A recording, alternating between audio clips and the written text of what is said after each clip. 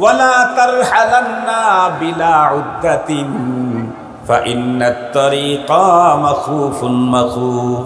এ গুনাহগারেরা মনে রেখো, গুনার কারণে নিরাশ হবা না, তাই বলে তুমি পুঁজি ছাড়া কবরের পথে যাত্রাও করো না। কারণ কবরের পথ বড় সঙ্গীন, বড় ভয়াবহ। কবরের পথে ঢুকতে চাইলেই মাকে বাঁকে বাঁকে ফাঁকে ফাঁকে ফাঁকে রব্বুল আলামিনের পক্ষ থেকে মোবাইল কোর্টের বন্ধুরা আমার সেটিং দেওয়া আছে। তুমি কবরের ভিতরে ঢুকতেই তোমাকে চেক করা হবে। এজন্য পুঁজি না নিয়ে কখনোই কবরের পথে যাত্রা করো না। যেমন হাদিসে পাকের সহি হাদিসের বর্ণনায় এসেছে, কোনো একজন মানুষকে যখন তাকে কবরের ভিতরে রাখার পরে প্রথম ব্যক্তি 3 মুঠ মাটি দিয়ে 40 কদম বেগে চলে যায়। আতাহু মালাকানে আসওয়াদানে আরজাকান ফায়ুজলিসানিহি। নবীজি বলেন 2 জন ফেরেশতা এসে লোকটাকে বন্ধুরা আমার বসায়া দেয়। এখনো পর্যন্ত তার কবরের উপরে আপনজন মাটি দিতে আছে। প্রথম ব্যক্তি 3 মুঠ মাটি দিয়ে 40 কদম বেগে চলে যেতেই 2 জন ফেরেশতা এসে মোবাইল কোর্ট শুরু করে কবরের ভিতরে মৃত ব্যক্তিটাকে বন্ধুরা আমার বসায়। সুম্মা ইয়াসআলুহু, এরপরে পুঁজি দেখতে চায়। জিজ্ঞেস করে মার রব্বুকা মা দীনুকা মান হাদার রাজুলুল্লাযী বুইসা ফীকুম। তোমার পুঁজি দেখাও, পুঁজি দেখাও, পুঁজি। কবরের পথে আসতো, কি পুঁজি নিয়ে আসতো দেখাও দেখি। প্রথমেই কবরের ভিতরে ঈমানের জিজ্ঞাসা করা হবে, তোমার দিন কি, তোমার রবকে, পয়গম্বরের ছবি তাকে দেখায় বলা হবে এই লোকটাকে চিনো নাকি? যেই লোকটা দুনিয়ার ভিতরে ঈমানের উপরে ছিল, এই লোকটি তখন সঙ্গে সঙ্গে উত্তর দিয়ে দিল। উত্তর যখন দিয়ে দিবে সঙ্গে সঙ্গে রব্বুল আলামিনের পক্ষ থেকে আওয়াজ চলে আসবে ওখানে, আন সাদাকা আবদি। রব্বুল আলামিন তখন ডেকে বলবেন, হে আমার মোবাইল কোর্টের ফেরেশতারা, আমার বান্দাকে তোমরা যে জিনিসগুলি চেক করতে গেছো, আমার বান্দা তোমাকে স্বচ্ছ 100% পিওরটা দেখাইতে সক্ষম হয়েছে। সুতরাং এখন আমার বান্দাকে তোমরা পুরস্কৃত করতে থাকো। আমার বান্দা পুঁজি দিয়েই আসছে, পুঁজি ছাড়া কবরে আসে নাই। ঈমানের পুঁজি জিজ্ঞাসা করা হবে কবরে, ইসলাম সম্পর্কে জিজ্ঞাসা হবে হাসরে। আউয়ালু মা ইউহাসাবু বিহিল আবদ ইয়াউমাল কিয়ামাতি আস-সালাত। সালাত, সিয়াম, যাকাত, হজ, জিহাদ, তারপরে তাহাজ্জুদ, আওয়াবিন, চাষ, ইশরাক, টুপি, দাড়ি, জুব্বা সব হলো ইসলাম। কিয়ামত কায়েম হওয়া পর্যন্ত তার কোনো পেরেশানি নাই। এতটুক টাইমে তার ইসলাম সম্পর্কে জিজ্ঞাসা করা হবে না। বলা হবে তুমি মজায় ঘুমিয়ে যাও। কেমন? নববধূকে নিয়ে স্বামী যেমন ঘুমায়, আর মহল্লার বাড়ির সব মানুষ যেমন তার নিরাপত্তার জন্য পাহারা দেয়, তাদের গোসলের পানি রেডি করে রাখে, তাদের কাপড় চোপড় রেডি করে রাখে, তাদের যাতে কষ্ট না হয়, এমনই আজকে তুমি মজায় ঘুমাইতে থাকো। সুবহানাল্লাহ বলবেন কি? মুহতারাম হাজরিন, পক্ষান্তরে কবরে ঢোকার পরে যদি কেউ উত্তর দিতে না পারে, জিজ্ঞেস করলো আমার রব্বুক, কিন্তু তার ঈমানের পুঁজি নাই, সে তো রব্বি আল্লাহ বলতেই পারবে না। জিজ্ঞেস করলো আমা দীনুক, তার ঈমানের পুঁজি নাই, সে তো দিনিয়াল ইসলাম বলতেই পারবে না। জিজ্ঞেস করলো মান হাদার রাজুল আল্লাযী বুইসা ফীকুম, এই লোকটারে চিনোনি? জিন্দেগিতে পয়গম্বরের সুন্নতের উপরে চলে নাই, সে তো পয়গম্বরকে চিনতেই পারবে না। ওই তখন সে কিছু বলবে, কি বলবে? হা হা লা আদরি, আরে আমি তো কিছু জানি না, আমি তো কিছুই বুঝতেছি না। সাথে সাথে রব্বুল আলামিনের পক্ষ থেকে আওয়াজ আসবে, ওর কবরের ভিতরে ওকে আগুনের পোশাক পরিয়ে দাও, আগুনের বিছানা বিছিয়ে দাও, জাহান্নাম থেকে ওর কবর পর্যন্ত পথ তৈরি করে দাও, যাতে আগুনের শিখাগুলি ওর কবরে ঢুকতে থাকে। পানিশমেন্ট শুরু হয়ে যাবে। মুসলমান ভাইরা আমার কথা ভালো করে বুঝবেন। এই জন্য আমাদের জীবনের যত কিছু প্রয়োজন আছে, সর্বপ্রথম প্রয়োজনটা হলো ঈমান। যতক্ষণ পর্যন্ত ঈমান অর্জন করতে না পারবো, পৃথিবীর সমস্ত সম্পদ যদি আমার অর্জন হয়, তারপরেও আমি বড় পোড়া কপালওয়ালা। আর পৃথিবীর কোনো কিছুই যদি আমার অর্জন না হয়, কিন্তু ঈমানে খালেস যদি আমি অর্জন করতে পারি, আল্লাহর কসম আমার চাইতে বড় সৌভাগ্যবান আর কেউ হতে পারে না। মুসলমান ভাইরা আমার, আমি আপনাদেরকে জিজ্ঞাসা করি, এই ঈমান কোথায় শিখানো হয়, কোন জায়গায় গেলে পাওয়া যায়? আমার দেশের অধিকাংশ মুসলমানদেরকে দেখবেন তারা এমনি হুজুরদের বয়ান শোনে, পীর সাহেবের বক্তৃতা শুনে কান্নায় বন্ধুরা আমার বুক ভাসায়া দেয়। কিন্তু ওই পীর সাহেব যখন নির্বাচনে দাঁড়ায়, ভোট কিন্তু পীর সাহেবের পালায় পড়ে না, অন্যদের পালায় পড়ে। ঠিক বললাম না? ঠিক বললাম। কারণ কি? কারণ অনেকেই বলে থাকে আপনারা উলামায়ে কেরাম জাতিকে তেমন কিছু দেন না। সাধারণ মানুষ যারা, নেতা যারা বিত্তবান টাকা পয়সাওয়ালা, এরা জনগণকে অনেক কিছু দেয়, আপনারা শুধু নেন। ইয়াদুল উলিয়া খায়রুম মিন ইয়াদিস সুফলা, আপনাদের হাতটা হলো নিচের আর ওদের হাত হলো উপরে। ওরা শুধু দেয় আর আপনারা শুধু নেন। এজন্য আপনাদেরকে মানুষ ভোটের সময় চয়েস করে না, অন্য সময় চয়েস করে। তো আমি যদি জিজ্ঞেস করি তারা আপনাদেরকে কি দিল, কেন রাস্তা পাকা করে দিয়েছে, মাশাআল্লাহ। আর কি দিল? পাকা বাড়ি দেয়। আর কি দিল? পাকা টয়লেট দেয়। আর কি দিল? মার্সিবল, সাবমার্সিবল দেয় পানির জন্য। আর কি দিল? টিউবওয়েল দেয়। আর কি দিল? কন্যাদানের জন্য টাকা দেয়। আর কি দিল? অ্যাক্সিডেন্ট হলে তখন চিকিৎসার জন্য অর্থ দেয়। আর কি দিয়েছে? বিজিএফ কার্ড এর কার্ড দেয়, চাউলের কার্ড দেয়, বয়স্ক ভাতা দেয়, অমুক দেয়, তমুক দেয়। আপনারা কি দেন? তাহলে আমি জিজ্ঞেস করতে চাই, পাকা রাস্তা যেটা দিল, এটা আমার জীবনে কতদিন দরকার? দুনিয়াতে যতদিন বেঁচে আছি ততদিন। কথা বলেন না কেন? মরার পরেও কি পাকা রোডটা আমার প্রয়োজন আছে? মরণের পরে পাকা বাড়ি আমার দরকার আছে? মরণের পরেও কি পাকা টয়লেট দরকার আছে? আর একটু জোরে বলেন। মরণের পরে পাকা টয়লেট দরকার নাই, মরণের পরে পাকা বাড়িরও দরকার নাই, মরণের পরে উন্নত চিকিৎসার দরকার নাই। দুনিয়াতে 60 বছরের জীবনে যা দরকার, এটা আমাকে আমার দেশের নেতা দিল, আমার দেশের বিত্তবান দিল, আমার দেশের ধনীরা দিল। মোল্লায় কি দিল? মোল্লা আপনাদেরকে কিছুই দেয় নাই। মোল্লা এমন একটা পুঁজি দিয়েছে, যেই পুঁজি মোল্লা ছাড়া পৃথিবীর অন্য কেউ দিতে পারে না। তার নাম হলো ঈমানের পুঁজি। জোরে বলেন কিসের পুঁজি? আর একটু জোরে বলেন কিসের পুঁজি? ঈমানের পুঁজি। আমাদেরকে অনেক সময় বলা হয় কওমি মাদ্রাসা কি শিখানো হয়? কওমি মাদ্রাসা কি শিখানো হয় মানে? হ্যাঁ, কওমি মাদ্রাসায় তো তেমন কিছু শিখানো হয় না। ডাক্তার হয় না, ইঞ্জিনিয়ার হয় না, ডক্টর হয় না, প্রকৌশলী হয় না, অমুক হয় না, তমুক হয় না, কিছুই হয় না। আমি আপনাদেরকে জিজ্ঞেস করতে চাই, মুহতারাম হাজরিন, কওমি মাদ্রাসা তো বহু দূর কা বাত। মর্নিং মক্তব জুমার মসজিদ অথবা পাঞ্জেগানা মসজিদের বারান্দায় ভাঙ্গা সিরা ফাটা চটের উপরে বসায়া মুসলমানের সন্তানকে সকালবেলায় যে পুঁজিটা দেওয়া হয়, আল্লাহর কসম তামাম পৃথিবী যদি কাউকে দেওয়া হয়, তার চাইতে মর্নিং মক্তবের কয়েকটা কালিমার পুঁজির দাম অনেক বেশি। মর্নিং মক্তবে কি পুঁজি দেওয়া হয়? ঈমানের পুঁজি দেওয়া হয়। আমানতু বিল্লাহি ওয়া মালাইকাতিহি ওয়া কুতুবিহি ওয়া রুসুলিহি ওয়াল ইয়াউমিল আখিরি ওয়াল কদরি খাইরিহি ওয়া শাররিহি মিনাল্লাহি তাআলা ওয়াল বাসি বাদাল মাউত। মুসলমান ভাইরা আমার ভালো করে বুঝবেন, এই যে কয়েকটা শব্দ বললাম, এই কয়েকটা শব্দের পুঁজি আল্লাহর কাছে এত দামি। এই শব্দগুলি যদি মরণের পরে ফেরেশতাদের সামনে যদি পেশ করতে পারে, তাহলে সঙ্গে সঙ্গে ফেরেশতা তাদেরকে বলবে, তুমি এখন নিশ্চিন্তায় ঘুমায়া যাও, তোমার ঘুমের ভিতরে কেউ ডিস্টার্ব করার সুযোগ নাই। আর অপেক্ষা করো, ময়দানে মাহশরে তোমাকে এমন এক জান্নাতের বাজেট দিয়ে দেওয়া হবে, যেই জান্নাত আরদুহা আর কারদিস সামাওয়াতি ওয়াল আরদ, 7 তবক আসমান জমিনের বিস্তৃতি যত বড়, বিশালতা যত বড়, তত বড় এরিয়ার জান্নাত তোমাকে দান করা হবে এই কয়েকটা কালিমার বিনিময়ে। আল্লাহু আকবার বলেন। এই কয়েকটা কালিমা যে ব্যক্তির ভিতরে আছে, সে তো 7 তবক আসমান জমিন তার চাইতে আরো বড় জান্নাতের মালিকানা পাবে।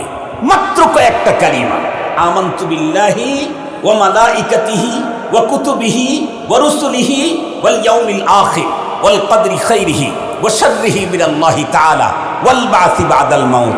আপনারা এখন বলেন দুনিয়ার সব মানুষ আপনাদেরকে যে পুঁজি দিচ্ছে তার চাইতে মোল্লার দেওয়া পুঁজি ছোট না বড়? মোল্লা তো ঈমানের পুঁজি দিয়েছে। মোল্লা আপনার চিকিৎসা করতে পারে নাই, মোল্লা আপনাকে ঘর দিতে পারে নাই, কিন্তু মোল্লা আপনাকে আপনার সন্তানকে জাহান্নাম থেকে মুক্তির মন্ত্র শিখিয়ে দিয়েছে, আগুন থেকে বাঁচার পথ বাতায় দিয়েছে মোল্লা। পরপারের আগুনের দহন শাস্তি থেকে বাঁচার সুন্দর পথ বাতায় দিয়েছে মোল্লা। এজন্য মোল্লার দেওয়াটা কখনো ছোট করে দেখার কোনো সুযোগ নাই। এই পৃথিবীতে যত মানুষ আছে, এই পৃথিবীতে যত মানুষ আছে তামাম মানুষগুলি প্রথমত দুই প্রকার। এক প্রকারের মানুষ যারা পরপার, আখেরাত, জান্নাত, জাহান্নাম বিশ্বাস করে না। আর এক প্রকারের মানুষ যারা পরপার, আখেরাত, জান্নাত, জাহান্নাম বিশ্বাস করে। আমরা কোন গ্রুপ?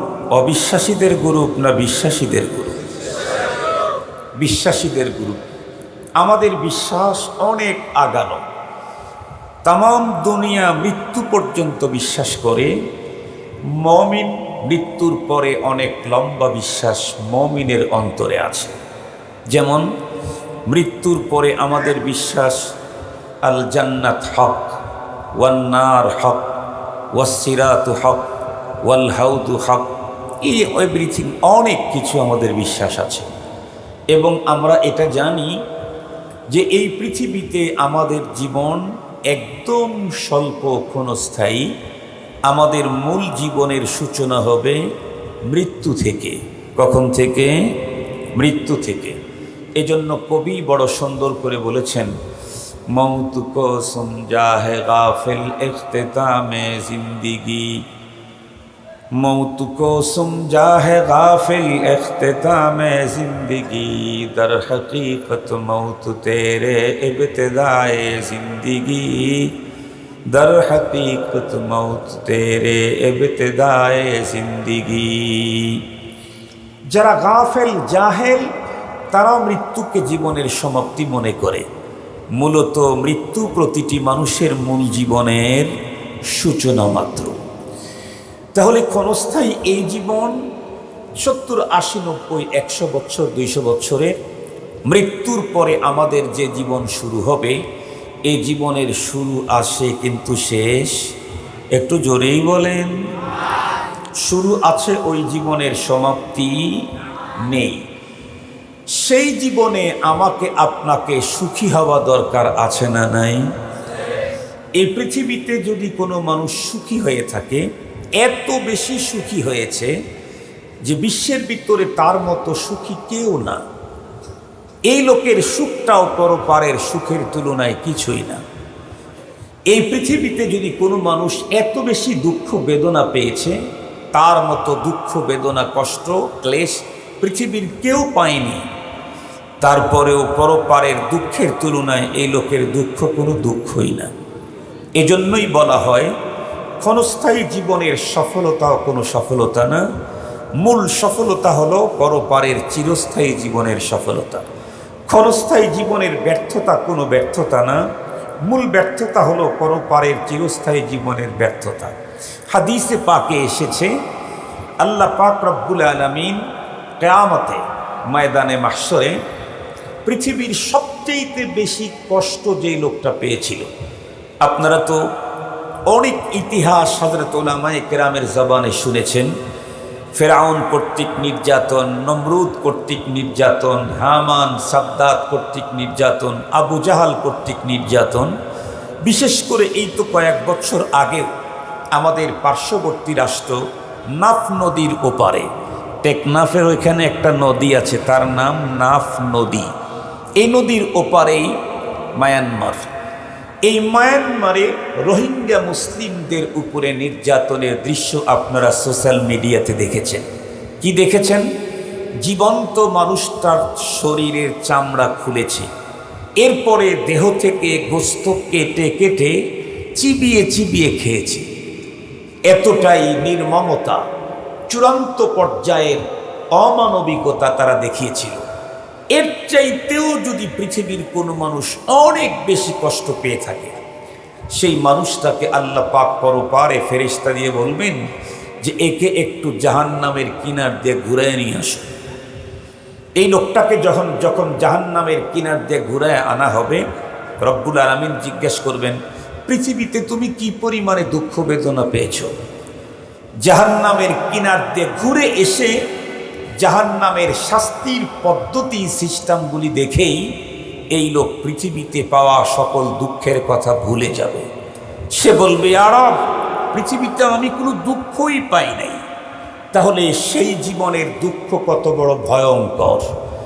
পৃথিবীর সবচাইতে বেশি আমোদ প্রমোদ আনন্দ করেছে, শান্তিতে ছিল পৃথিবীর যেই মানুষটা, তাম পৃথিবীর ভিতরে সবচাইতে বেশি নাম্বার 1 শান্তি সুখে যে ব্যক্তিটা ছিল, এই ব্যক্তিকে পরপারে ফেরেশতা দিয়ে বলা হবে, একে একটু জান্নাতের ভিতর দিয়ে ঘুরায় নিয়ে আসো। কোনো জায়গায় দাঁড়াইতে পারবে না। এই লোকটাকে নিয়ে যখন জান্নাতের ভিতরে অল্প জায়গায় ঘুরাবে, এরপরে আল্লাহ পাক জিজ্ঞাসা করবে, পৃথিবীতে তুমি কি পরিমাণে সুখ পেয়েছিলে?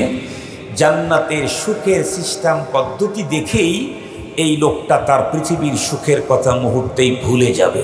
সে বলবে, আরব, আমার পৃথিবীতে কোনোদিন সুখ আমাকে টাচই করে নাই। আল্লাহু আকবার বলবেন কি একটু কষ্ট করে? তাহলে মূল সুখ হলো পরপারের সুখ, মূল শান্তি হলো পরপারের শান্তি, মূল সফলতা হলো পরপারের সফলতা। ক্ষণস্থায়ী এই 70-80 বছর 90 বছরের জীবনের সফলতা, এটা কোনো চূড়ান্ত সফলতা নয়। এই জীবনের ব্যর্থতাও কোনো ব্যর্থতা নয়। পরপারের জীবনে আমি আপনি যদি সফল হতে চাই, পরপারের জীবনে যদি সুখ সমৃদ্ধি শান্তি পেতে চাই, তাহলে আমার জন্য অবশ্যই কিছু পুঁজির দরকার আছে।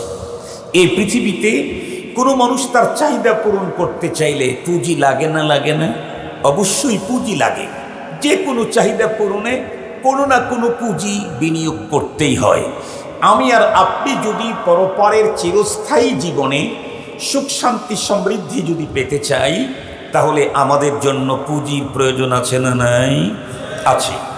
একজন মানুষ 70 বছরের জীবনে কোনো পুঁজি করতে পারল না এই ক্ষণস্থায়ী জীবনে। আর একজন মানুষ সমস্ত কিছু সে অর্জন করলো, কিন্তু সে পরপারের পুঁজি গোছাইতে পারল না। মুজাহিদে আজম শামসুল হক ফরিদপুরি রহমতুল্লাহ আলাইহি কি বলেছেন? পৃথিবীর সব কিছু পেয়েছো, আল্লাহকে পাওনি, তুমি কিছুই পাওনি। পৃথিবীর সব কিছুই পেয়েছো, রাজত্ব পেয়েছো, কর্তৃত্ব পেয়েছো, নেতৃত্ব পেয়েছো, পেয়েছো চেয়ার পাওয়ার, পেয়েছো সম্পদ, পেয়েছো সন্তান, পেয়েছো অনেক সম্মান, কিন্তু রবকে পাওনি, তুমি কিছুই পাওনি। আর পৃথিবীর কিছুই অর্জন করতে পারোনি, কিন্তু রবকে তুমি সন্তুষ্ট করতে পেরেছো, তাহলে তোমার অর্জন পৃথিবীর সবার চাইতে বড়। মুহতারাম হাজিরিন, আমাদের প্রত্যেকটি মানুষ ইচ্ছায় অনিচ্ছায় পরপারে যেতেই, কথা বলেন একটু, ইচ্ছায় অনিচ্ছায় পরপারে যেতেই, মৃত্যুকে আলিঙ্গন করতেই হবে, রবের সামনে দাঁড় হতেই হবে। সেই জীবনে সুখ শান্তি সমৃদ্ধি যদি কেউ পেতে চায়, তাহলে তার জন্য 2টা মাত্র পুঁজি দরকার। কয়টা পুঁজি? 2টা পুঁজি। 70, 80, 100 বছরের টোটাল লাইফে অনেক পুঁজি অর্জনের দরকার নাই। মাত্র 2টা পুঁজি যদি আমি আমার টোটাল লাইফে অর্জন করে পরপারের পথে যাত্রা করতে পারি, তাহলে কোরআনে হাকিমে আল্লাহ তাআলা নিজেই বলেছেন, মৃত্যুর মুহূর্তেই আমি আমার সফলতা নিজের চোখে দেখতে পাবো। মৃত্যুর সময়, মৃত্যুবরণ করে তারপরে না, মৃত্যুর মুহূর্তেই আমি আমার সফলতা দেখতে পাবো। আল্লাহ পাক রব্বুল আলামিন বলেন, ইন্নাল্লাযীনা ক্বালু রাব্বুনাল্লাহু সুম্মা ইসতাকামু তাতানাজ্জালু আলাইহিমুল মালাঈকা আল্লা তাখাফু ওয়া লা তাহজানু ওয়া আবশিরু বিল জান্নাতিল্লাতী কুনতুম তুআদুন। 2টা পুঁজি নিয়ে পরপারে আমাকে যেতে হবে। তার ভিতরে নাম্বার 1 পুঁজির নাম হলো ঈমান। প্রথম নাম্বার পুঁজির নাম কি? আর একটু জোরে বলেন। 2টা পুঁজি নিয়ে যেতে হবে। 2 পুঁজি নিয়ে পরপারে গেলেই আমার জন্য জান্নাতুল ফিরদাউসের ব্যবস্থা। আল্লাহ পাকের কোরআন আল্লাহ তাআলা বলেন, ইন্নাল্লাযীনা আমানু ওয়া আমিলুস সালিহাত কানাত লাহুম জান্নাতুল ফিরদাউসি নুজুলা। নিঃসন্দেহে যে এই মানুষগুলি ঈমান আর নেক আমল করলো, এই 2 পুঁজি অর্জন করলো, তাহলে তাদের জন্য মেহমানদারির ব্যবস্থা হবে জান্নাতুল ফিরদাউস। সুবহানাল্লাহ। এই 2 পুঁজির প্রথমটার নাম কি? আর একটু সবাই জোরে বলেন, ঈমান। ঈমান ছাড়া আর পৃথিবীর কোনো পুঁজি দিয়েই পরপারে মুক্তির কোনো ব্যবস্থা নেই। নাম্বার 1 লাগবে ঈমান। যেই ঈমানের কারণে আল্লাহ পাক আমাকে এই পৃথিবীর মতো 10 দুনিয়া সমান জান্নাত দিবেন মিনিমাম, কমপক্ষে এই পৃথিবীর মতো 10 পৃথিবী সমান জান্নাত দেয়া হবে, শুধু ঈমান থাকলেই হবে। মুহতারাম হাজিরিন, এই জন্য ঈমান সবার আগে। বর্তমান বাংলাদেশের প্রথম সারির বিজ্ঞ প্রাজ্ঞ বিচক্ষণ বিদগ্ধ প্রজ্ঞাময় আলেমে দ্বীনের অন্যতম একজন মুফতি আব্দুল মালিক হাফিজাহুল্লাহ হুজুর একটা বই লিখেছেন, তার নামই দিয়েছেন ঈমান সবার আগে। ঈমান সবার আগে। কিন্তু দুঃখ আর পরিতাপের বিষয় হলো, আমার দেশের মুসলমান তার সন্তানকে ইংরেজি শিখাইতে ব্যস্ত। আমার দেশের মুসলমান তার সন্তানকে সৃজনশীল অঙ্ক শিখাইতে ব্যস্ত। আমার দেশের মুসলমান তার সন্তানকে জ্যামিতি শিখাইতে ব্যস্ত। আমার দেশের মুসলমান তার সন্তানকে গণিত শিখাইতে ব্যস্ত।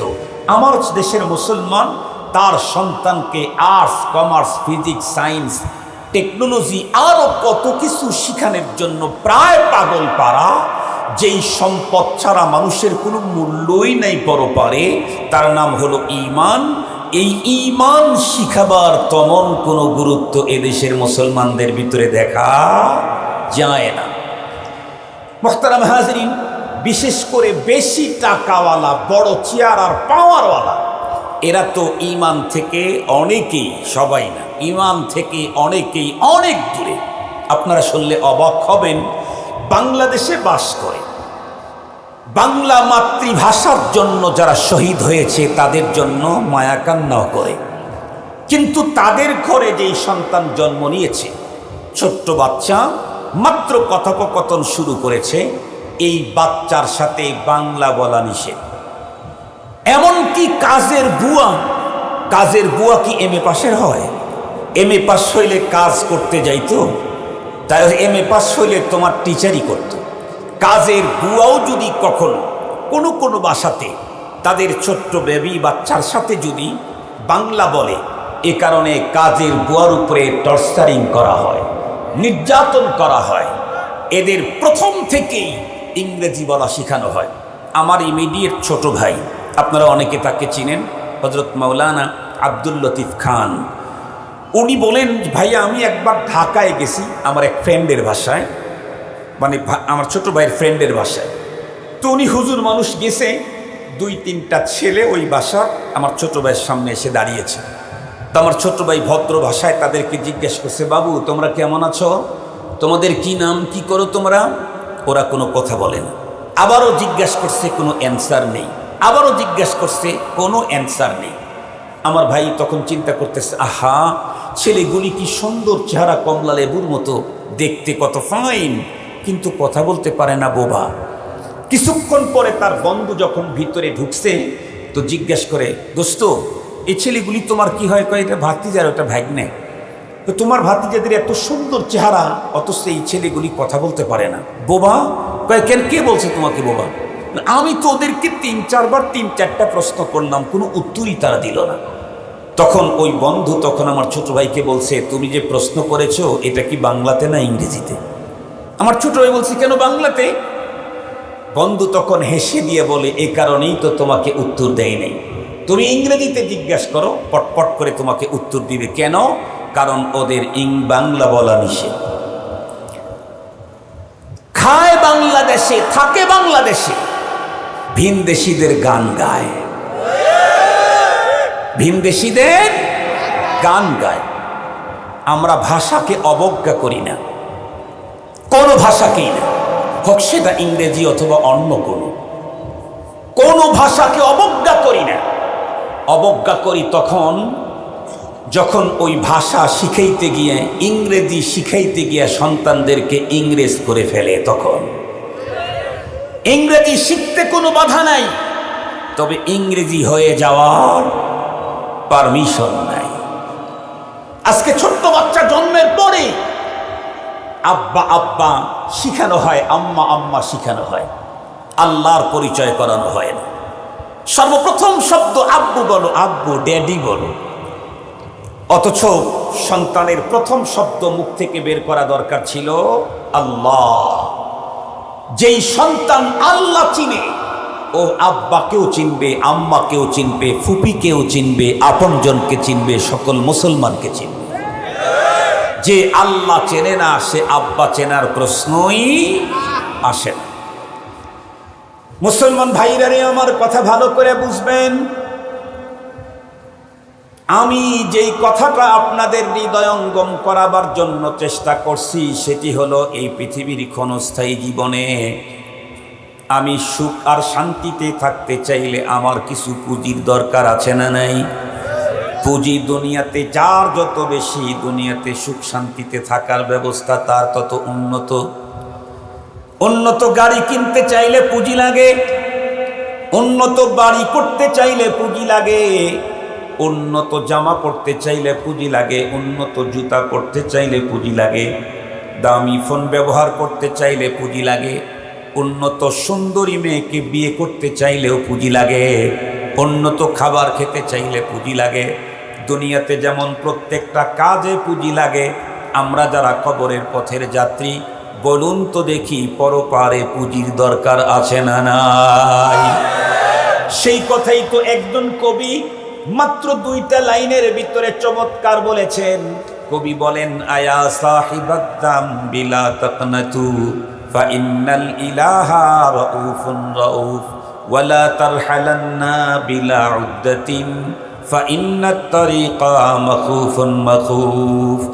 কবি বলেন, ও গুনাহগার অপরাধী, তুমি নিরাশ হয়ো না, কারণ তোমার গুনাহ যত বড়ই হোক না কেন, আল্লাহ পাক রব্বুল আলামিনের দয়া তোমার গুনার চাইতে অনেক অনেক গুণে বেশি।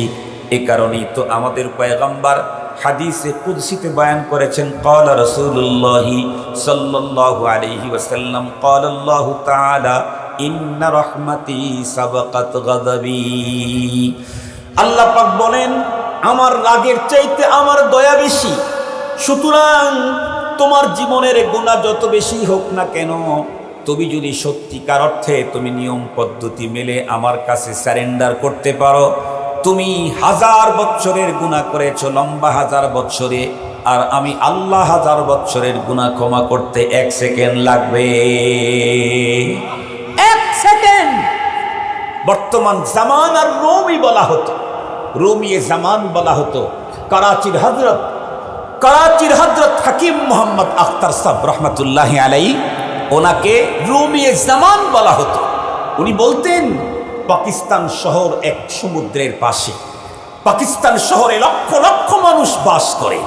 প্রতিদিন মানুষ টয়লেটে যায়, পায়খানা করে, পেশাব করে, ড্রেনেজের মাধ্যমে সকল মানুষের পেশাব পায়খানাগুলি গড়ে গড়ে সমুদ্রের কিনারে যায়।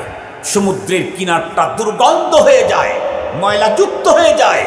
চলতে চলতে সমুদ্রের মধ্যে যখন তরঙ্গ আসে, জোয়ার যখন আসে, একটা জোয়ারের তরঙ্গতে লক্ষ লক্ষ মানুষের মাসব্যাপী 15 দিন ব্যাপী সকল পায়খানা 1 সেকেন্ডেই পরিষ্কার করে দেয়। হাকিম মোহাম্মদ আখতার সাহেব রহমতুল্লাহি আলাইহি বলেন, আল্লাহ পাকের তৈরি করা এই সাগরের মধ্যে যদি এমন ঢেউ আসতে পারে, রব্বুল আলামিনের দয়ার সাগরের তরঙ্গ এর চাইতে আরো কোটি গুণে বড়। রব্বুল আলামিনের মাগফিরাতের তরঙ্গ আরো কোটি গুণে বড়। তোমার 100 বছরের অপরাধ তুমি যদি সত্যিকার অর্থে মালিকের সাথে ডিসকাস করে সারেন্ডার করতে পারো, মালিকের কুদরতের মাগফিরাতের মহাসমুদ্রে এমন এক তরঙ্গ তৈরি হয়, এক বাড়িতে তোমার 1000 বছরের অপরাধ ক্ষমা করে দিয়ে যায়। এই জন্য কবি বলেন, আয়া সাহিবাদ দাম্বি, হে অপরাধী, লা তাকনাতু, তুমি নিরাশ হইও না। কেন? ফাইন্নাল ইলাহা রাউফুন রাউফ, কারণ আমাদের মালিক বড় সিরিয়াস দয়াশীল। সুবহানাল্লাহ বলবেন কি একটু? সিরিয়াস দয়াশীল। কেমন দয়াশীল?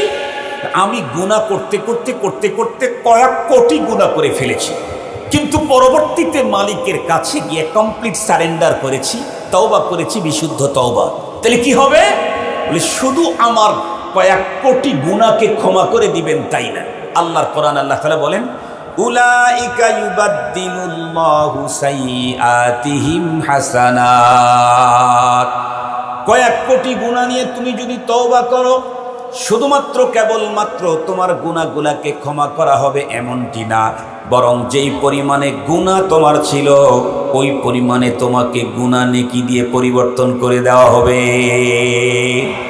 কয়েক কোটি গুনাহ নিয়ে মালিকের কাছে সারেন্ডার করেছি, তওবা করেছি বিশুদ্ধ, মালিক যেই পরিমাণে গুনাহ আমারটা নিলেন ওই পরিমাণে নেকি বিনিময়ে আমাকে দান করে দিলেন।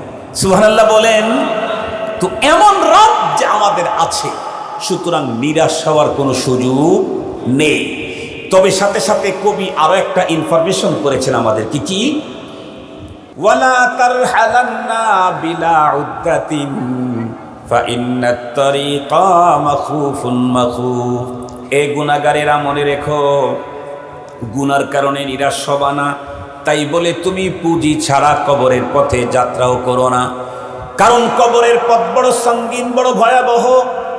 কবরের পথে ঢুকতে চাইলেই মাকে বাঁকে বাঁকে ফাঁকে ফাঁকে ফাঁকে রব্বুল আলামিনের পক্ষ থেকে মোবাইল কোর্টের বন্ধুরা আমার সেটিং দেওয়া আছে, তুমি কবরের ভিতরে ঢুকতেই তোমাকে চেক করা হবে। এজন্য পুঁজি না নিয়ে কখনোই কবরের পথে যাত্রা করো না।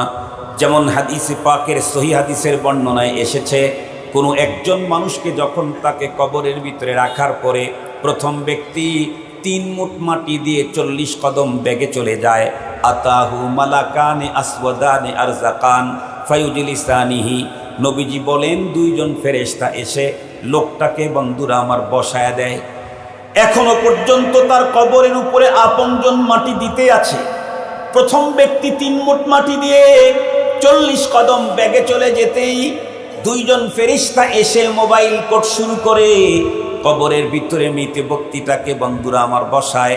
সুম্মা ইয়াসআলুহু, এরপরে পুঁজি দেখতে চায়, জিজ্ঞেস করে মার রব্বুকা মা দীনুকা মান হাদার রাজুলুল্লাযী বুইসা ফীকুম। তোমার পুঁজি দেখাও, পুঁজি দেখাও, পুঁজি। কবরের পথে আসতো, কি পুঁজি নিয়ে আসতো দেখাও দেখি। প্রথমেই কবরের ভিতরে ঈমানের জিজ্ঞাসা করা হবে, তোমার দিন কি, তোমার রবকে, পয়গম্বরের ছবি তাকে দেখায় বলা হবে এই লোকটাকে চিনো নাকি? যেই লোকটা দুনিয়ার ভিতরে ঈমানের উপরে ছিল এই লোকটি তখন সঙ্গে সঙ্গে উত্তর দিয়ে দিল।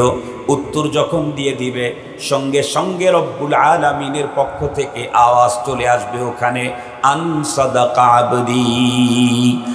রব্বুল আলামিন তখন ডেকে বলবেন, হে আমার মোবাইল কোর্টের ফেরেশতারা, আমার বান্দাকে তোমরা যে জিনিসগুলি চেক করতে গেছো, আমার বান্দা তোমাকে স্বচ্ছ 100% পিওরটা দেখাইতে সক্ষম হয়েছে, সুতরাং এখন আমার বান্দাকে তোমরা পুরস্কৃত করতে থাকো। আমার বান্দা পুঁজি দিয়েই আসছে, পুঁজি ছাড়া কবরে আসে নাই। ঈমানের পুঁজি জিজ্ঞাসা করা হবে কবরে, ইসলাম সম্পর্কে জিজ্ঞাসা হবে হাসরে। আউয়ালু মা ইউহাসাবু বিহিল আবদ ইয়াউমাল কিয়ামাতি আস-সালাত। সালাত, সিয়াম, যাকাত, হজ, জিহাদ, তারপরে তাহাজ্জুদ, আওয়াবিন, চাষ, ইশরাক, টুপি, দাড়ি, জুব্বা সব হলো ইসলাম। কিয়ামত কায়েম হওয়া পর্যন্ত তার কোনো পেরেশানি নাই। এতটুক টাইমে তার ইসলাম সম্পর্কে জিজ্ঞাসা করা হবে না, বলা হবে তুমি মজায় ঘুমিয়ে যাও। কেমন? নববধূকে নিয়ে স্বামী যেমন ঘুমায়, আর মহল্লার বাড়ির সব মানুষ যেমন তার নিরাপত্তার জন্য পাহারা দেয়, তাদের গোসলের পানি রেডি করে রাখে, তাদের কাপড় চোপড় রেডি করে রাখে, তাদের যাতে কষ্ট না হয় এমনই আজকে তুমি মজায় ঘুমাইতে থাকো। সুবহানাল্লাহ বলবেন কি? মুহতারাম হাজরিন, পক্ষান্তরে কবরে ঢোকার পরে যদি কেউ উত্তর দিতে না পারে, জিজ্ঞেস করলো আমার রব্বুক, কিন্তু তার ইমানের পুঁজি নাই, সে তো রব্বি আল্লাহ বলতেই পারবে না। জিজ্ঞেস করলো আমা দীনুক, তার ইমানের পুঁজি নাই, সে তো দিনিয়াল ইসলাম বলতেই পারবে না। জিজ্ঞেস করলো মান হাদার রাজুল আল্লাযী বুইসা ফীকুম, এই লোকটারে চিনোনি? জিন্দেগিতে পয়গম্বরের সুন্নতের উপরে চলে নাই, সে তো পয়গম্বরকে চিনতেই পারবে না। ওই তখন সে কিছু বলবে, কি বলবে? হা হা লা আদরি, আরে আমি তো কিছু জানি না, আমি তো কিছুই বুঝতেছি না। সাথে সাথে রব্বুল আলামিনের পক্ষ থেকে আওয়াজ আসবে, ওর কবরের ভিতরে ওকে ওকে আগুনের পোশাক পরিয়ে দাও, আগুনের বিছানা বিছিয়ে দাও, জাহান্নাম থেকে ওর কবর পর্যন্ত পথ তৈরি করে দাও, যাতে আগুনের শিখাগুলি ওর কবরে ঢুকতে থাকে, পানিশমেন্ট শুরু হয়ে যাবে। মুসলমান ভাইরা আমার কথা ভালো করে বুঝবেন। এই জন্য আমাদের জীবনের যত কিছু প্রয়োজন আছে, সর্বপ্রথম প্রয়োজনটা হলো ঈমান। যতক্ষণ পর্যন্ত ঈমান অর্জন করতে না পারবো, পৃথিবীর সমস্ত সম্পদ যদি আমার অর্জন হয় তারপরেও আমি বড় পোড়া কপালওয়ালা। আর পৃথিবীর কোনো কিছুই যদি আমার অর্জন না হয়, কিন্তু ঈমানে খালেস যদি আমি অর্জন করতে পারি, আল্লাহর কসম আমার চাইতে বড় সৌভাগ্যবান আর কেউ হতে পারে না। মুসলমান ভাইরা আমার, আমি আপনাদেরকে জিজ্ঞাসা করি, এই ঈমান কোথায় শিখানো হয়, কোন জায়গায় গেলে পাওয়া যায়? আমার দেশের অধিকাংশ মুসলমানদেরকে দেখবেন, তারা এমনি হুজুরদের বয়ান শোনে, পীর সাহেবের বক্তৃতা শুনে কান্নায় বন্ধুরা আমার বুক ভাসায় দেয়। কিন্তু ওই পীর সাহেব যখন নির্বাচনে দাঁড়ায়, ভোট কিন্তু পীর সাহেবের পালায় পড়ে না, অন্যদের পালায় পড়ে। ঠিক বললাম না বে? ঠিক বললাম। কারণ কি? কারণ অনেকেই বলে থাকে আপনারা উলামায়ে কেরাম জাতিকে তেমন কিছু দেন না। সাধারণ মানুষ যারা, নেতা যারা বিত্তবান টাকা পয়সাওয়ালা, এরা জনগণকে অনেক কিছু দেয়, আপনারা শুধু নেন। ইয়াদুল উলিয়া খায়রুম মিন ইয়াদিস সুফলা, আপনাদের হাতটা হলো নিচের আর ওদের হাত হলো উপরে, ওরা শুধু দেয় আর আপনারা শুধু নেন। এই জন্য আপনাদেরকে মানুষ ভোটের সময় চয়েস করে না, অন্য সময় চয়েস করে। তো আমি যদি জিজ্ঞেস করি তারা আপনাদেরকে কি দিল, কেন? রাস্তা পাকা করে দিয়েছে, মাশাআল্লাহ। আর কি দিল? পাকা বাড়ি দেয়। আর কি দিল? পাকা টয়লেট দেয়। আর কি দিল? মার্সিবল সাবমার্সিবল দেয় পানির জন্য। আর কি দিল? টিউবওয়েল দেয়। আর কি দিল? কন্যাদানের জন্য টাকা দেয়। আর কি দিল? অ্যাক্সিডেন্ট হলে তখন চিকিৎসার জন্য অর্থ দেয়। আর কি দিয়েছে? বিজিএফ কার্ড এর কার্ড দেয়, চাউলের কার্ড দেয়, বয়স্ক ভাতা দেয়, অমুক দেয় তমুক দেয়। আপনারা কি দেন? তাহলে আমি জিজ্ঞেস করতে চাই, পাকা রাস্তা যেটা দিল, এটা আমার জীবনে কতদিন দরকার? দুনিয়াতে যতদিন বেঁচে আছি ততদিন। কথা বলেন না কেন? মরার পরেও কি পাকা রোডটা আমার প্রয়োজন আছে? মরণের পরে পাকা বাড়ি আমার দরকার আছে? মরণের পরেও কি পাকা টয়লেট দরকার আছে? আর একটু জোরে বলেন। মরণের পরে পাকা টয়লেট দরকার নাই, মরণের পরে পাকা বাড়িরও দরকার নাই, মরণের পরে উন্নত চিকিৎসার দরকার নাই। দুনিয়াতে 60 বছরের জীবনে যা দরকার, এটা আমাকে আমার দেশের নেতা দিল, আমার দেশের বিত্তবান দিল, আমার দেশের ধনীরা দিল। মোল্লায় কি দিল? মোল্লা আপনাদেরকে কিছুই দেয় নাই। মোল্লা এমন একটা পুঁজি দিয়েছে, যেই পুঁজি মোল্লা ছাড়া পৃথিবীর অন্য কেউ দিতে পারে না, তার নাম হলো ঈমানের পুঁজি। জোরে বলেন কিসের পুঁজি? আর একটু জোরে বলেন কিসের পুঁজি? ঈমানের পুঁজি। আমাদেরকে অনেক সময় বলা হয় কওমি মাদ্রাসা কি শিখানো হয়? কওমি মাদ্রাসা কি শিখানো হয় মানে? হ্যাঁ, কওমি মাদ্রাসায় তো তেমন কিছু শিখানো হয় না, ডাক্তার হয় না, ইঞ্জিনিয়ার হয় না, ডক্টর হয় না, প্রকৌশলী হয় না, অমুক হয় না, তমুক হয় না, কিছুই হয় না। আমি আপনাদেরকে জিজ্ঞেস করতে চাই, মুহতারাম হাজরিন, কওমি মাদ্রাসা তো বহুত দূর কা বাত। মর্নিং মক্তব, জুমার মসজিদ অথবা পাঞ্জেগানা মসজিদের বারান্দায় ভাঙ্গা সিরা ফাটা চটের উপরে বসায়া মুসলমানের সন্তানকে সকালবেলায় যে পুঁজিটা দেওয়া হয়, আল্লাহর কসম তাম পৃথিবী যদি কাউকে দেওয়া হয় তার চাইতে মর্নিং মক্তবের কয়েকটা কালিমার পুঁজির দাম অনেক বেশি। মর্নিং মক্তবে কি পুঁজি দেওয়া হয়? ঈমানের পুঁজি দেওয়া হয়। আমানতু বিল্লাহি ওয়া মালাইকাতিহি ওয়া কুতুবিহি ওয়া রুসুলিহি ওয়াল ইয়াউমিল আখিরি ওয়াল কদরি খাইরিহি ওয়া শাররিহি মিনাল্লাহি তাআলা ওয়াল বাসি বাদাল মাউত। মুসলমান ভাইরা আমার ভালো করে বুঝবেন, এই যে কয়েকটা শব্দ বললাম, এই কয়েকটা শব্দের পুঁজি আল্লাহর কাছে এত দামি। এই শব্দগুলি যদি মরণের পরে ফেরেশতাদের সামনে যদি পেশ করতে পারে, তাহলে সঙ্গে সঙ্গে ফেরেশতা তাদেরকে বলবে, তুমি এখন নিশ্চিন্তায় ঘুমায়া যাও, তোমার ঘুমের ভিতরে কেউ ডিস্টার্ব করার সুযোগ নাই। আর অপেক্ষা করো, ময়দানে মাহশরে তোমাকে এমন এক জান্নাতের বাজেট দিয়ে দেওয়া হবে, যেই জান্নাত আরদুহা কারদিস সামাওয়াতি ওয়াল আরদ, সাত তবক আসমান জমিনের বিস্তৃতি যত বড়, বিশালতা যত বড়, তত বড় এরিয়ার জান্নাত তোমাকে দান করা হবে এই কয়েকটা কালিমার বিনিময়ে। আল্লাহু আকবার বলেন। এই কয়েকটা কালিমা যে ব্যক্তির ভিতরে আছে, সে তো সাত তবক আসমান জমিন তার চাইতে আরো বড় জান্নাতের মালিকানা পাবে, মাত্র কয়েকটা কালিমা। আমানতু বিল্লাহি ওয়া মালাইকাতিহি ওয়া কুতুবিহি ওয়া রুসুলিহি ওয়াল ইয়াউমিল আখির ওয়াল কদরি খাইরিহি ওয়া শাররিহি মিনাল্লাহি তাআলা ওয়াল বাসি বাদাল মাউত। আপনারা এখন বলেন, দুনিয়ার সব মানুষ আপনাদেরকে যে পুঁজি দিচ্ছে, তার চাইতে মোল্লার দেওয়া পুঁজি ছোট না বড়? মোল্লা তো ঈমানের পুঁজি দিয়েছে। মোল্লা আপনার চিকিৎসা করতে পারে নাই, মোল্লা আপনাকে ঘর দিতে পারে নাই, কিন্তু মোল্লা আপনাকে আপনার সন্তানকে জাহান্নাম থেকে মুক্তির মন্ত্র শিখিয়ে দিয়েছে, আগুন থেকে বাঁচার পথ বাতায় দিয়েছে মোল্লা, পরপারের আগুনের দহন শাস্তি থেকে বাঁচার সুন্দর পথ বাতায় দিয়েছে মোল্লা। এজন্য মোল্লার দেওয়াটা কখনো ছোট করে দেখার কোনো সুযোগ নাই। আমি চ্যালেঞ্জ করে বলতে পারি, আজকে তো কিছুক্ষণ আগেই আমাদের বয়ানের আগে এই মাদ্রাসার নুরানি বিভাগের প্রথম শ্রেণীর ছেলে, দ্বিতীয় শ্রেণীর, তৃতীয় শ্রেণীর ছেলে, এদেরকে দেখেছেন। আলহামদুলিল্লাহ, জানাজার নামাজের ইমামতি করার যোগ্যতা অর্জন করেছে, জুমার নামাজের ইমামতি করার যোগ্যতা অর্জন করেছে, আরো অনেক কিছুর যোগ্যতা অর্জন করেছে। কালিমা তো অনেক আগেই শিখিয়েছে।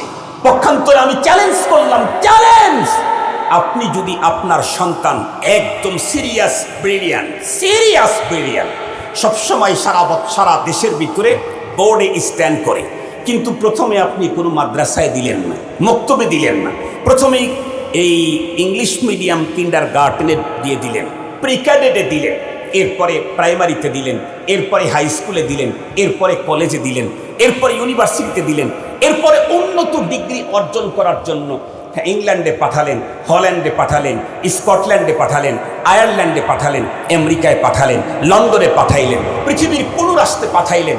শিক্ষাগত যোগ্যতা অর্জন করতে করতে করতে করতে 35টা বছর সে পার করলো।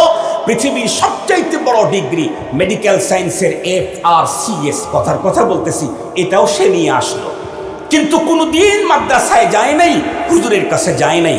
দুনিয়ার সব বিভাগের উপরে নাম্বার 1 হলেও তাকে একটু জিজ্ঞেস করেন, তুমি ঈমানে মুজমাল বলো তো দেখি, এই প্রশ্নের উত্তরে কোন বিভাগ পায়? কথা বলেন না কেন?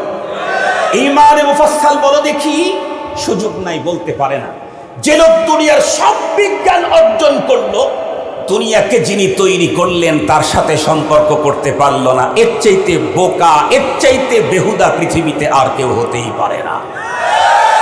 এই জন্য মুহতারাম হাজিরিন, আমরা অত বড় ডিগ্রি আপনাদেরকে অর্জন করায় দিতে পারি না, তবে আমরা আপনাদের সন্তানদেরকে আল্লাহর সাথে সম্পর্ক করায় দেওয়ার ব্যবস্থাটা আমরা করায় দিই। আলহামদুলিল্লাহ বলেন। এই সমস্ত দিনই মাদ্রাসাতে দিন শিখানো হয়। আমি একবার, আমার শরীরের অস্ত্রোপচার হয়েছে 2 বার, অপারেশন করেছি আমার লাইফে। আমি তখন ঢাকা জেলা পরিষদ অ্যানেক্স কারকনবাড়ি বড় মসজিদের খতিব ঢাকাতে। তো আমার গল ব্লাডারে পাথর। জুমার নামাজের পরে আমি বললাম মুসল্লিদেরকে যে আমি হয়তো 1-2 জুমা আপনাদের এখানে আসতে পারবো না, আপনারা দোয়া করেন, আমার শরীরে একটা ছোট্ট অস্ত্রোপচার আছে। নামাজের পরেই আমাকে মুসল্লিরা ঘিরে ফেললেন, হুজুর কি হয়েছে? আমি বললাম আমার গল ব্লাডারে পাথর। হুজুর আপনি এই পাথর অপসারণ করার জন্য কোথায় যাবেন? আমি বললাম সিরাজগঞ্জে হয়তো করব না, বগুড়াতে করব। সাথে সাথে কয়েকজন বড় মানুষ মুসল্লি বলতেছে, হুজুর তা হয় না, আপনি আমাদেরকে দ্বীনের অনেক বিষয়ে খেদমত করেন, আমরা আপনাকে একটু স্বাস্থ্য বিষয়ে খেদমত করব। আপনি রাজধানীর খতিব হয়ে আপনি নর্মাল একটা শহরে অপারেশন করবেন, তা হতে দেওয়া যায় না। তো কি করব আমি? বলে হুজুর আমাদের মসজিদের সাথেই ইন্টারন্যাশনাল মেডিকেল কলেজ ইনস্টিটিউট আছে এই ওল্ড টাউনে, সিএমএম কোর্টের সাথে। তো বলতেছে এইখানে যিনি গল ব্লাডারের অপারেশন করেন উনি হলেন বাংলাদেশের প্রথম laparoscopic surgeon doctor Motiur Rahman, আমরা আপনাকে এখানে নিয়ে যাব, এইখানে আপনাকে অপারেশন করাই দেব। বললাম ঠিক আছে চলেন। তো ওনার কাছে নিয়ে গেল আমারে। বর্তমান দলের একজন নেতা, আল্লাহর বান্দা, দুনিয়া থেকে বিদায় নিয়েছেন, আল্লাহ তাকে মাফ করে জান্নাত দান করুন। উনি তো অনেক বড় ডাক্তার, বললাম তো বাংলাদেশের প্রথম ল্যাপারোস্কোপিক সার্জন অধ্যাপক মতিউর রহমান ডাক্তার। ওনার কাছে উনি ডাইরেক্ট ঢুকে পড়লেন আমাকে নিয়ে। নেতাদের একটা স্পেশালি পাওয়ার থাকে। যাওয়ার পরে উনি আমাকে নিয়ে লম্বা ধর্মীয় ব্যাপারে ডিসকাস শুরু করলেন। এক পর্যায়ে উনি বলেই ফেললেন যে আপনাদের কওমি মাদ্রাসাগুলোতে ইংরেজি পড়ানো হয় না কেন? এই কথা যখন বলছে আমি তখন বললাম যে আপনারা যা পড়ান ওইটার উপরেও আমার প্রশ্ন আছে, আমরা যা পড়াই তার উপরে আপনার প্রশ্ন আছে, আপনারা যা পড়ান তার উপরেও আমার প্রশ্ন আছে। বলে কেমন? আমি বললাম আমি আপনারে খুব ভালো চিনি, আপনার আমারে না চিনলেও। আপনার প্রতিষ্ঠান হলো ইন্টারন্যাশনাল মেডিকেল ইনস্টিটিউট, আর আমারটা হলো কারকনবাড়ি লেন জামে মসজিদ। আমি জানি আপনি এখানকার একসময় প্রিন্সিপাল ছিলেন, রাজনৈতিক কারণে আপনি এখন ওই পদে নাই। আপনার এখানে এই কলেজে ভর্তি হইতে কাউকে 16 লাখ, 17 লাখ, 18 লাখ, 20 লাখ টাকা লাগে। এদেশের ছেলেদেরকে শিক্ষিত করার জন্য 17 লাখ টাকা নিয়ে আপনি কি পড়ান? শুধুই মেডিকেল সায়েন্স পড়ান। অথচ বাংলাদেশ হলো কৃষি নির্ভরশীল একটা দেশ, এদেরকে কৃষি বিজ্ঞান শেখানো আরো বেশি দরকার ছিল। আপনার মেডিকেল কলেজে কৃষি বিজ্ঞান নাই কেন? এই প্রশ্নের উত্তর আপনি দেন। এদেশটা তো কৃষি নির্ভরশীল দেশ, তাদেরকে কৃষি বিজ্ঞান না শিখায় শুধুই মেডিকেল সায়েন্স শিখাইতেছেন কেন? উনি তখন চুপ মেরে গেলেন। আমি বললাম যেই কারণে কৃষি নির্ভরশীল দেশে বাস করেও আপনার প্রতিষ্ঠানে শুধুই মেডিকেল সায়েন্স পড়ানো হয়, কৃষি বিজ্ঞান পড়ানো হয় না, একই কারণে আমার মাদ্রাসায় শুধু কোরআন আর হাদিস পড়ানো হয়, এই ইতিহাস, ভূগোল আর সায়েন্স পড়ানো হয় না। কারণ ইতিহাস আর ভূগোল আর সায়েন্স পড়ানোর বহু প্রতিষ্ঠান আছে, নাই এদেশে? কথা বলেন, নাই এদেশে? মেডিকেল সায়েন্সের জন্য যেমন স্পেশাল প্রতিষ্ঠান দরকার, এগ্রিকালচার ইউনিভার্সিটিতে যেমন শুধু কৃষি বিজ্ঞান শেখানো হয়, তথ্য প্রযুক্তির জন্য যেমন স্পেশাল প্রতিষ্ঠান, আল্লাহর কোরআন আর হাদিসের জন্য স্পেশাল প্রতিষ্ঠান দরকার। মুহতারাম হাজরিন, সেই দিন ওই ডাক্তার সাহেবের সাথে আমার সোয়া ঘন্টা ডিসকাস হয়েছিল। সোয়া ঘন্টা রোগী দেখা বন্ধ করে তার সাথে আমার ডিসকাস হয়েছিল। আমি একদম সহজ ভাষায় যে কথাটা বলতে চাই, গতকালকেও আমি স্পষ্ট ভাষায় বলে দিয়েছি, এই পৃথিবীতে আজও তাম দুনিয়াতে যদি হন্য হয়ে তন্ন তন্ন করে জরিপ করেন, তাহলে আপনার জরিপে এটাই আসবে, বর্তমান পৃথিবীতে 1% যদি সভ্যতা, ভদ্রতা, মানবতায় ভরপুর কোনো মানুষ পান, তাহলে সেই মানুষগুলি তারা যারা কোরআনের সাথে গভীর সম্পর্ক রাখে। এদের চাইতে উন্নত মানুষ আজকের পৃথিবীতে কোথাও খুঁজে পাবেন না। আমরাও তো আল্লাহর জমিনের বিভিন্ন রাষ্ট্রে যাই, নিজের চোখেই তো দেখে এসেছি, আপনাদের বর্তমান পৃথিবীর যেই দেশের তথ্য প্রযুক্তিতে দুনিয়া সেরা, ইতিহাস দেখেন, 2022-এর ইতিহাস দেখেন, তাম পৃথিবীর মধ্যে সুইসাইডে সেরা কারা, আত্মহত্যায় সেরা কারা, এটা একটু দেখেন। তথ্য প্রযুক্তিতে যারা দেশের মধ্যে দুনিয়ার ভিতরে নাম্বার 1, ওই সমস্ত রাষ্ট্রের মধ্যে এখন সুইসাইডেও নাম্বার 1। আত্মহত্যার প্রবণতা এত সিরিয়াস বেড়ে গেছে, যেই বিজ্ঞান এতদিন পর্যন্ত মানুষের বেঁচে থাকার জন্য হাজার আরামের ব্যবস্থা, আগে টয়লেটে পায়ের উপরে ভর করে বসা লাগতো, এখন চেয়ারে বসেই টয়লেট। কথা বলেন না কেন? কমোড কি? কমোড কি? কমোড সিস্টেম কি? চেয়ারে বসে টয়লেট না? আরো উন্নত টয়লেট আছে উন্নত বিশ্বে। আপনি শুয়ে পড়বেন, পেটের উপরে সুইচ টিপবেন, হালকা মৃদু একটু চাপ দিবে, নিচ দিয়ে কাজ কমপ্লিট হবে। আর এক জায়গায় সুইচ দিবেন, আর সোসার কাজ করা লাগবে না, ওই কাজ করে দিয়ে দিবে। আরো কত কিছু পৃথিবীতে মানুষ বাঁচার আনন্দ আরামের এত কিছু তৈরি করার পরে এখন আবার বিজ্ঞানীরা লাস্টে এসে তৈরি করতেছে easy suicide machine. Easy suicide machine, সহজে আত্মহত্যা যাতে করা যায় এমন মেশিন এখন পৃথিবীতে আবিষ্কার হচ্ছে। কেন? কারণ আত্মহত্যার প্রবণতা বেড়ে যাচ্ছে। আর আত্মহত্যার যেই পুরাতন পদ্ধতি, এটা অত্যন্ত কষ্টকর। বিষ খেলে যারা বিষ খাওয়ার পরে মরে নাই, বাঁচছে, ওদের গলার ভিতরে যাদের পাইপ ঢুকাইছে ওরা দেখছে যে আজরাইল ছাড়াও আজরাইল আছে। যারা একবার এই কাজ করে এরা দ্বিতীয়বার এই কাজটা করে না। আর যাই হোক, বিষ আর জীবনে খায় না, আল্লাহ যদি ওরে বাঁচায় দেয়।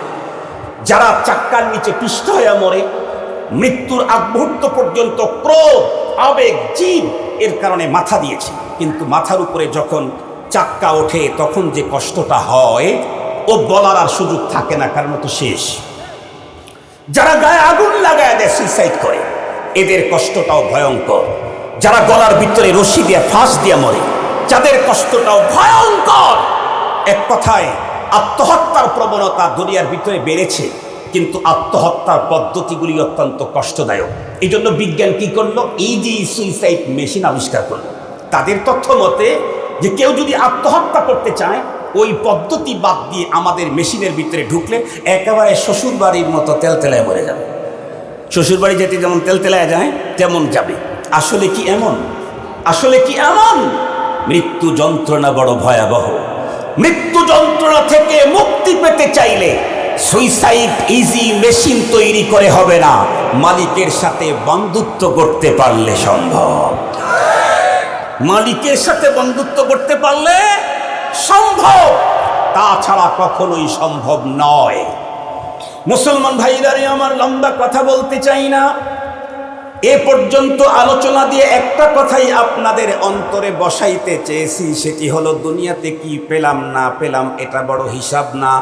মূল হিসাব হলো আমি পরপারের জীবনের কিছু পুঁজি নিয়ে দুনিয়া ত্যাগ করতে হবে। এ কারণেই আল্লাহর পয়গম্বর বলেন, আল কাইয়িসু মান দানা নাফসাহু ওয়া আমিলা লিমা বাদাল মাউত। এ পৃথিবীর সবচেয়ে বড় বুদ্ধিমান কে? আল্লাহর পয়গম্বর বলেন, যেই মানুষটা তার প্রবৃত্তিকে দমন করলো আর পরপারের পুঁজি করলো, সেই হলো দুনিয়ার ভিতরে সবচেয়ে বড় বুদ্ধিমান। আল্লাহ পাকের রাসূল আলো বলেন, আদ-দুনিয়া মাজরাতুল আখিরা। আমাকে পৃথিবীতে পাঠানো হয়েছে উন্নত গাড়ি, বাড়ি, টাকা পয়সা, ল্যান্ড, প্রপার্টি, মিল, কারখানা, গ্রুপ অফ ইন্ডাস্ট্রিজের মালিকানা নেওয়ার জন্যই না, বরং আল্লাহ বলেন, মা খালাকতুল জিন্না ওয়াল ইনসা ইল্লা লিয়াবুদুন।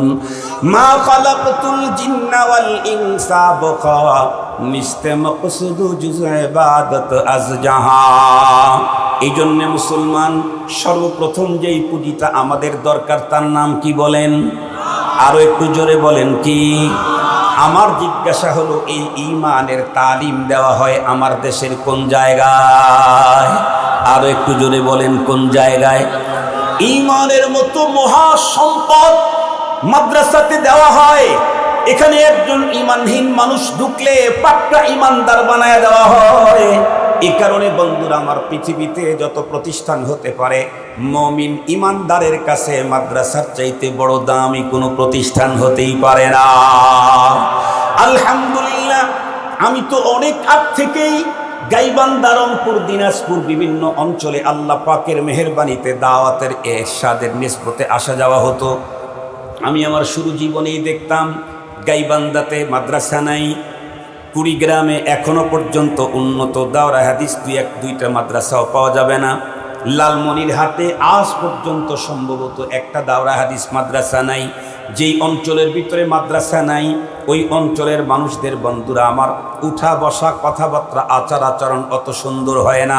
যারা আল্লাহর কোরআন পড়ে তাদের আচার আচরণ অত্যন্ত সফট হয়।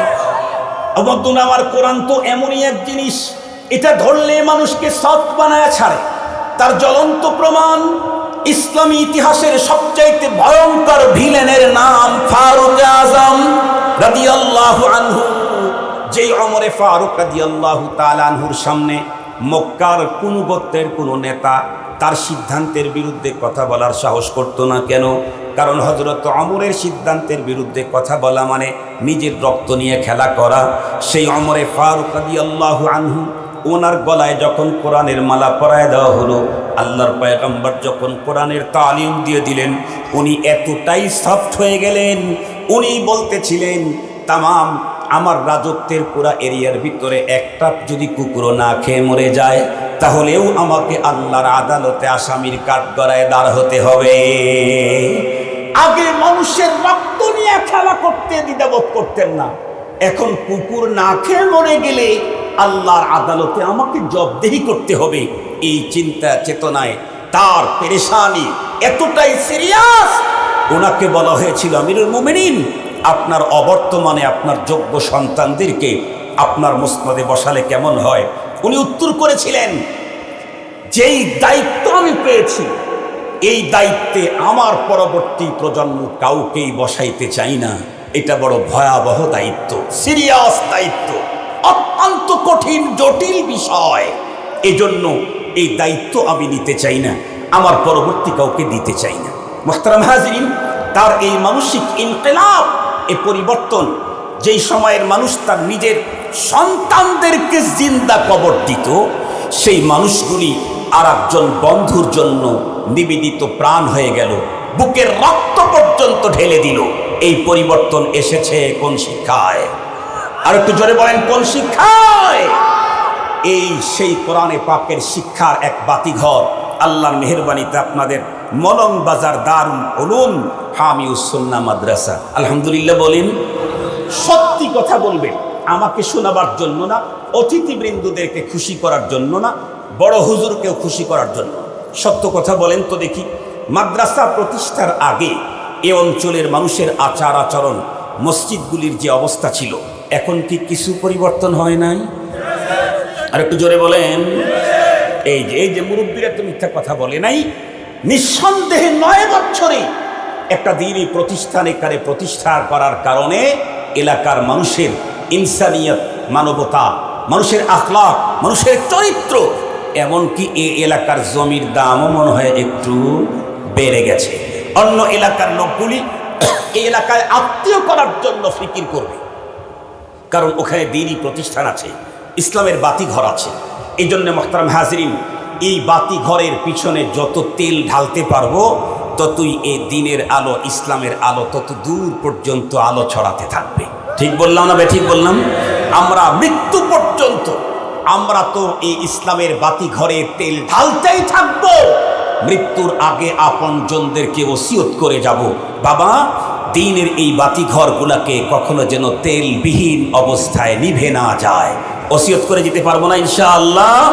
কারণ পৃথিবীর কোনো কিছু আমাকে না দিলে এ দ্বীনের বাতিঘর আমার অন্তরে আল্লাহর প্রেমের আগুন জ্বালায়া দেয়।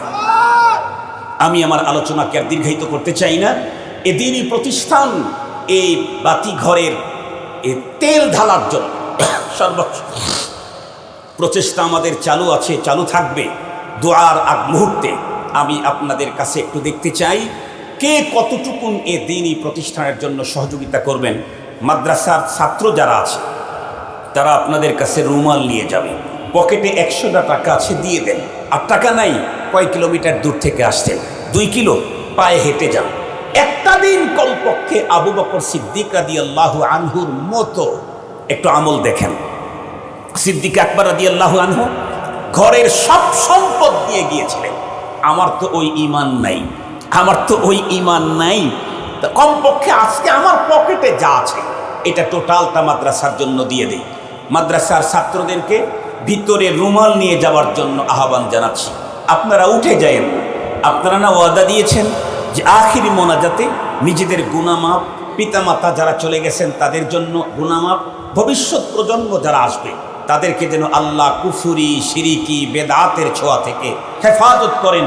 নগ্নতা, নির্লজ্জতা, বেহায়াপনা, দিনহীনতা, এই জাতীয় সিরিয়াস রকমের খারাপি থেকে যেন আল্লাহ পাক সকলের সন্তানদেরকে, ভবিষ্যৎ প্রজন্মকে হেফাজত করেন।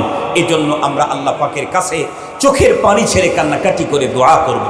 আর কোরআনে পাকে আল্লাহ তাআলা বলে দিয়েছেন, ওয়াকালা রাব্বুকুম উদউনি আস্তাজিব লাকুম, তোমার রব তোমাদেরকে বলছে তোমরা আমাকে ডাকো, আমি তোমাদের ডাকের সাড়া দেব। এটা রব্বুল আলামিনের কথা। তো মুহতারাম হাজিরিন, যে কথা বলতেছিলাম, কথাটাও আমি একটু শেষ করতে চাই। দুইটা পুঁজি নিয়ে পরপারে গেলে আমার কোনো পেরেশানি নাই। একটা পুঁজির নাম ঈমান, বলেন একটা পুঁজির নাম। এই ঈমান আমাদেরকে শিখতে হবে, জানতে হবে, ঈমানের উপরে চলতে হবে। 2 নাম্বার হলো জীবনের টোটাল লাইফটাতেই আমরা নেক আমল করব, নেকি অর্জন করব। সবসময় শুধু টাকা কামানের ফিকির করলে হবে না, নেকি কামানের ফিকিরও করতে হবে। দুনিয়াতে যার টাকা যত বেশি, তার মনের চাহিদা তত বেশি পূরণ হয়, সে তত বেশি স্বাচ্ছন্দ্য জীবন কাটায়। পরপারে যার নেকি যত বেশি, তার মজা তত বেশি। সুবহানাল্লাহ বললেন না যে ঈমানের পরে যার নেকি পরপারে যত বেশি, তার পরপারে মজা তত বেশি। আল্লাহ পাক আমাদের প্রত্যেক নারী পুরুষকে ঈমান আর নেক আমলের পুঁজি নিয়ে পরপারে পাড়ি দেওয়ার তৌফিক দান করুন। আর একটু জোরে বলেন না আমিন। এখন একটা কথা হুজুর, নেক আমল, আমলে সালেহ কি জিনিস? আমলে সালেহ হলো ওই আমল, ওই কাজ, যেই কাজ করলে নেকি পাওয়া যায়। হুজুর নেকি পাওয়া যায় কোন কাজ করলে? যেই কাজে আল্লাহর হুকুম, নবীর তরিকা থাকে, সেই কাজেই নেকি পাওয়া যায়। যেমন মনে করেন আমরা টয়লেটে যাই না? যাই।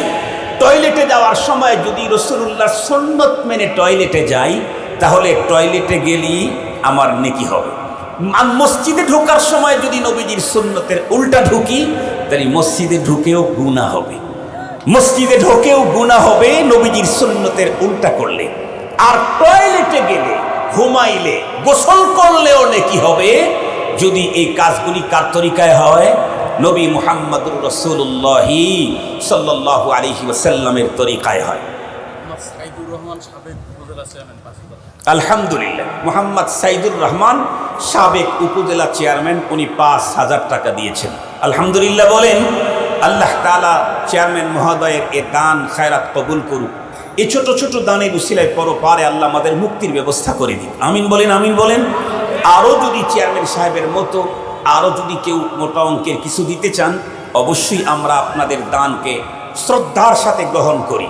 আপনার ছেলেকে 10 টাকা দিলে নিতে চায় না, বাঁকা হয়ে যায়।